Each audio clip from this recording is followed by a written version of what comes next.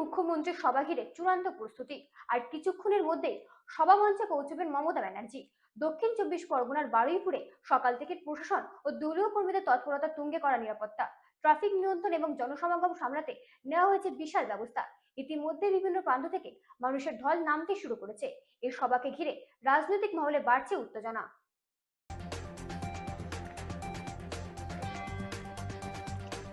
বারুইপুরে জনজোয়ার প্রত্যাশায় মুখ্যমন্ত্রীর সভা, কড়া প্রশাসনিক প্রস্তুতিতে মঞ্চ তৈরি আর ঘণ্টাখানেকের অপেক্ষা। দক্ষিণ 24 পরগনার বারুইপুরে পৌঁছচ্ছেন মুখ্যমন্ত্রী মমতা বন্দ্যোপাধ্যায়। দক্ষিণ 24 পরগনার বারুইপুর আজ কার্যত রাজনৈতিক উত্তেজনার কেন্দ্রে পরিণত হয়েছে। মুখ্যমন্ত্রী মমতা বন্দ্যোপাধ্যায়ের নির্বাচনী জনসভাকে ঘিরে সকাল থেকে তৎপর প্রশাসন এবং দলীয় কর্মী সমর্থকরা। সভাস্থল ও তার আশেপাশের এলাকা জুড়ে চলছে শেষ মুহূর্তের প্রস্তুতি, আর সেই সঙ্গে বাড়ছে মানুষের ভিড়ও।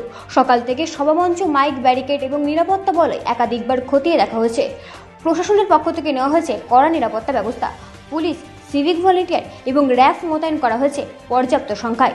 মুখ্যমন্ত্রীর আগমন ঘিরে যান চলাচল নিয়ন্ত্রণে বিশেষ ট্রাফিক পরিকল্পনা কার্যকর করা হয়েছে, যাতে কোনো রকম বিঘ্ন না ঘটে। সভাস্থলের চারপাশে তৈরি করা হয়েছে একাধিক প্রবেশ ও প্রস্থান পথ।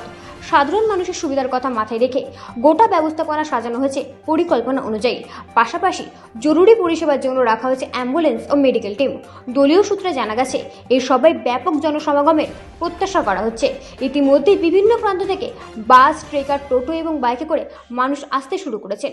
গ্রামাঞ্চল থেকেও বহু মানুষ সকালেই পৌঁছে গেছেন, যাতে সামনে থেকে মুখ্যমন্ত্রীর বক্তব্য শোনা যায়। স্থানীয় তৃণমূল নেতৃত্বের মতে, আসন্ন নির্বাচনের প্রেক্ষিতে এই সভা অত্যন্ত গুরুত্বপূর্ণ। তাই গত কয়েকদিন ধরে জোর কদমে প্রচার চালানো হয়েছে। বাড়ি বাড়ি গিয়ে আমন্ত্রণ জানানো থেকে শুরু করে মাইকিং সবই করা হয়েছে পরিকল্পনা মাফিক। সাধারণ মানুষের মধ্যে উৎসাহ চোখে পড়ার মতো। অনেকেই মুখ্যমন্ত্রীর উন্নয়নমূলক কাজ এবং বিভিন্ন প্রকল্পের কথা শুনতে আগ্রহী। আবার কেউ কেউ ভবিষ্যৎ রাজনৈতিক দিশা জানায় আশায় এই সভায় যোগ দিচ্ছেন।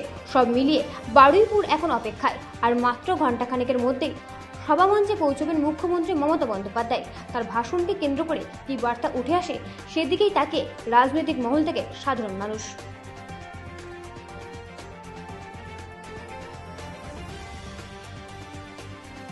ব্যুরো রিপোর্ট, রাত দিন নিউজ।